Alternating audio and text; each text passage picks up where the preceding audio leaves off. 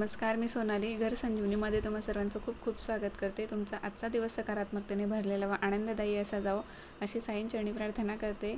तर लहान मुलांचं कसं असतं ना, त्यांच्या मूडवर डिपेंड असतं सगळं। एक दोन दिवस आधी संकष्टी चतुर्थीला मी आधीला म्हणत होती बाप्पांची पूजा करून घे म्हणून, तर त्या दिवशी त्याने माझं ऐकलं नाही आणि आज सकाळीच काय झालं काय मी ते आंघोळ वगैरे आवरून बाप्पांची पूजा करायला तो बसलेला होता। तर त्याचं स्कूल सुरू असतं तेव्हा कसं ना, त्याचं एक रुटीन बनलेलं असतं। रोज सकाळी अंघोळ झाल्यावर सूर्यनारायणाला पाणी घालायचं आणि हनुमान चालीसा बोलून तो स्कूलला निघतो। तर लहान मुलांना एक 5 मिनटं जरी रोज असं आपण देवासमोर बसायला सांगितलं तर ते त्यांचं रुटीन होऊन जातं आणि पुढे जाऊन मग ते आपसूक स्वतःहून करतात त्या सगळ्या काही गोष्टी। तर इथे मी रात्री मेहंदी भिजत घातली होती केसांना लावण्यासाठी। तर त्यासाठी मी मेहंदी कशी भिजवते हे मी तुम्हाला दाखवते। तर मी इथे 1 ग्लास पाणी घेतलं आहे। त्या पाण्यात मी आता एक कांदा कट करून घेतला होता, कढीपत्त्याचे पाने आहेत, काळं तीळ आणि मेथीचे दाणे होते आणि जवस 1 चमचा जवस आणि आता मी त्यामध्ये चहा पावडर घालून घेते। इथे तुम्ही कॉफी पावडरही ॲड करू शकता। हे मी आता छान उकळून घेणार आहे आणि उकळून झाल्यानंतर गरम असतानाच ते आपल्याला गाळून घ्यायचं आहे, कारण त्यात जवस असल्यामुळे जर आपण गार होऊ दिलं तर ते घट्ट होऊन जातं आणि चाळणीमधून खाली पडत नाही। मग ते असं इझिली खूप त्याला प्रयत्न करायला लागतात आणि खूप वेळ त्यात जातो। तर पाणी थोडंसं कोमट असतानाच मी आता मेहंदी मिक्स करून घेतली आहे आणि आता ओव्हरनाईट याला भिजण्यासाठी मी झाकण ठेवून देणार आहे। आणि अप्लाय करताना त्यामध्ये ॲलोवेरा जेल आणि कोकोनट ऑइलही तुम्ही घालू शकता किंवा मग विटॅमिन ईच्या कॅप्सूल तुम्ही घालू शकता, 1 किंवा 2 तुमच्या केसांच्या लेंथनुसार। इथे व्यवस्थित मिक्स करून घ्यायचं आहे करतानाच रात्रीच आपल्याला। थोडं पाणी मी शिल्लक ठेवले उद्या जर लागलं तर त्यासाठी बाजूला।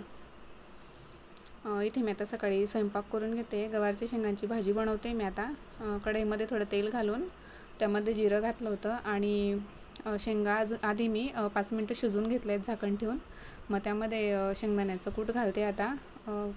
शेंगदाणे मिक्सरमधून फिरवताना मी त्यामध्ये लसूण आणि थोडंसं जिरं घातलं होतं, परत अजून हळद लाल तिखट घालून फिरून घेतलं आहे मिक्सरमधून आणि ते वाटण मी आता यात घालते आणि व्यवस्थित परतून घ्यायचं आहे आपल्याला। तर मला म्हणजे घट्टसरच अशी भाजी करायची, तुम्हाला जर पातळ हवी असेल तर तुम्ही थोडंसं पाणी जास्तही ॲड करू शकता। पण माझ्याकडे आज 2 भाज्या होत्या बनवलेल्या, 2 भाज्या म्हणजे ॲक्च्युली मी कढी बनवली होती। तर ही भाजी जर मी पातळ बनवली असती तर मग ही परत अजून संध्याकाळी उरली असती। त्यामुळे मी आता गवारच्या शेंगांची भाजी घट्ट बनवते, त्यामुळे मी पाणी कमी घालणार आहे। तुम्ही तुमच्या हिशोबाने पाणी घालून पातळ किंवा मग घट्टसर अशी बनवून घेऊ शकता।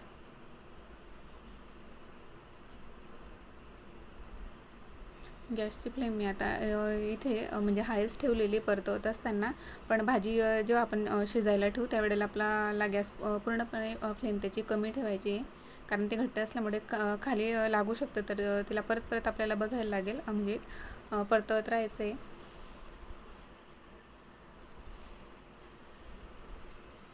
आता मी मीठ घालून घेते भाजीमध्ये।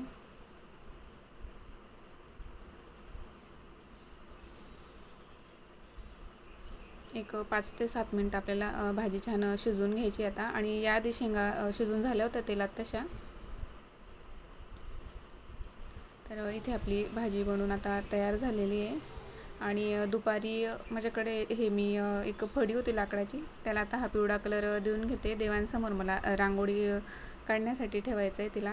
तर ही फळी माझ्याकडे जेव्हा किचन ट्रॉलीचं काम सुरू होतं तेव्हापासून मी इकडे तिकडे सांभाळून ठेवते तिला, तर कलर लावायचा होता म्हणून। तर आज निघाला मुहूर्त त्याचा। ॲक्च्युली बाहेर गॅलरीतलं काम चाललं आहे, तर यांना व्हाईट कलरचे डबे आणायला जायचं होतं। मग एकदम माझ्या डोक्यात आलं, म्हटलं मला ती फळीलाही कलर करायचं आहे तर तेवढं आणून द्याल। तर हा त्यांनी आणून दिला आहे आता। आज एका साईडने करून घेतला होता मी, परत उद्याला अजून एका साईडने सुकल्यानंतर परत एक हात देऊन घेईल त्याच्यावर। आधी माझ्याकडे एक असा स्क्वेअरमध्ये फरशीचा तुकडा होता, तर त्याला खूप जागा लागायची आणि देवपूजेला वगैरे असं खूप म्हणजे असं वाकून पूजा करायला लागायची आणि तेवढ्या लांब हातही जात नव्हता। तर त्यासाठी माझ्या खूप दिवसांचं डोक्यात होतं असं काहीतरी हे करायचं म्हणून लांब, की जेणेकरून त्यावर रांगोळी होईल आणि जवळ बसून पूजाही करता येईल। तर त्यासाठी मी आता हे बनवून घेते। आणि बरेच दिवस झाले माझं शिलाई मशीनही असंच ओपन करून पडलेलं आहे, म्हणजे ते सुधरवायला दिलेलं होतं.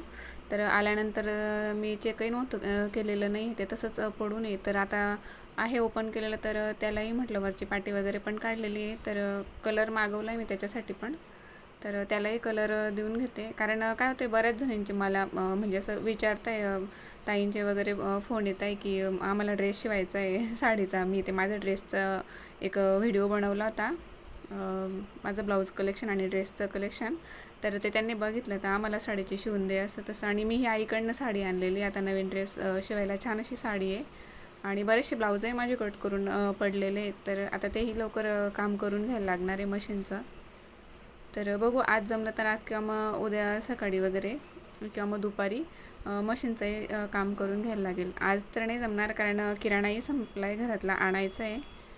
तर संध्याकाळी बहुतेक बाहेर जावं लागेल. तर उद्या दुपारी मशीनचंही काम करून घेते आता.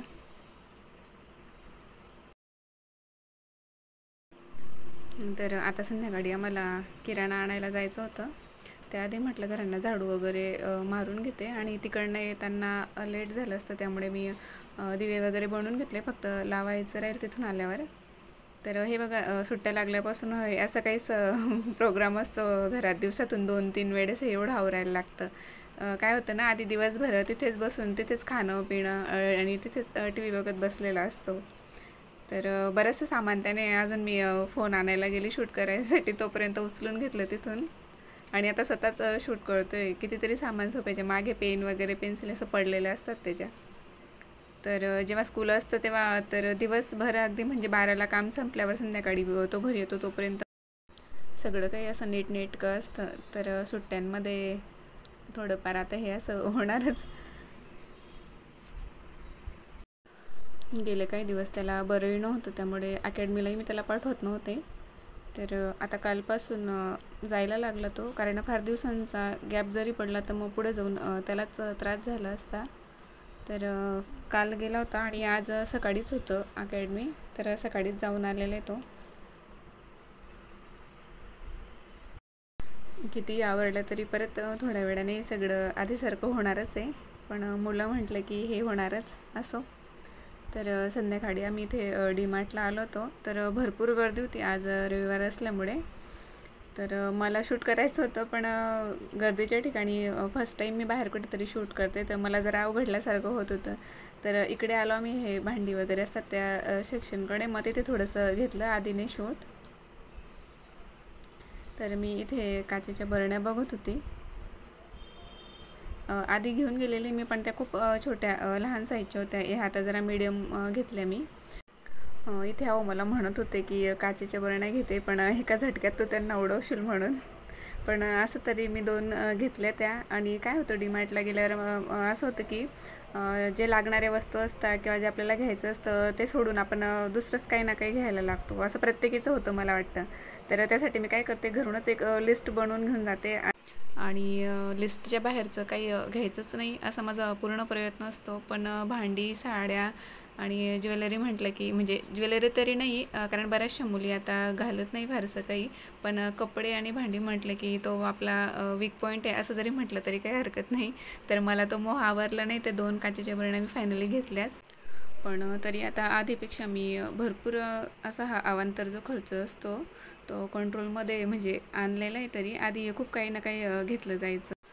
त्यामुळे काय होतं, आपलं जे मंथली बजेट असतो सगळा, त्याचं सगळं गणित ते सगळं कोलमडतं. आणि घरातही गरज नसलेल्या गोष्टी जमा होतात. तर हे थोडंसं दाखवते मी तुम्हाला. इकडे ह्या साईडला तरी थोडी कमी गर्दी, पण तिकडे किराण्याचं जी सेक्शन आहे तिकडे तिकडे भरपूर अशी गर्दी होती. तर संध्याकाळी घरी येताना मला लेट झालं होतं. आल्या आल्या मी आधी हातपाय वगैरे धुवून देवपूजा केली. आणि हा मी नवीन दिवा घेतला आज डीमार्टमधून, तो लिस्टमध्ये होता. तर त्यात मी आता त्याला धुवून वगैरे पुसून घेतलं आणि देवांपुढे आता लावून घेतलं आहे. तर तुम्ही चॅनलवर नवीन असाल तर चॅनलला सबस्क्राईब करायला अजिबात विसरू नका, कारण ते निःशुल्क आहे. आणि दुसरं असं की त्यामुळे मला मोटिवेशन मिळेल नवीन नवीन व्हिडिओ घेऊन यायला. तर चॅनलला नक्की सबस्क्राईब करा, जास्तीत जास्त शेअर करा. आणि व्हिडिओ शेवटपर्यंत बघितल्याबद्दल धन्यवाद.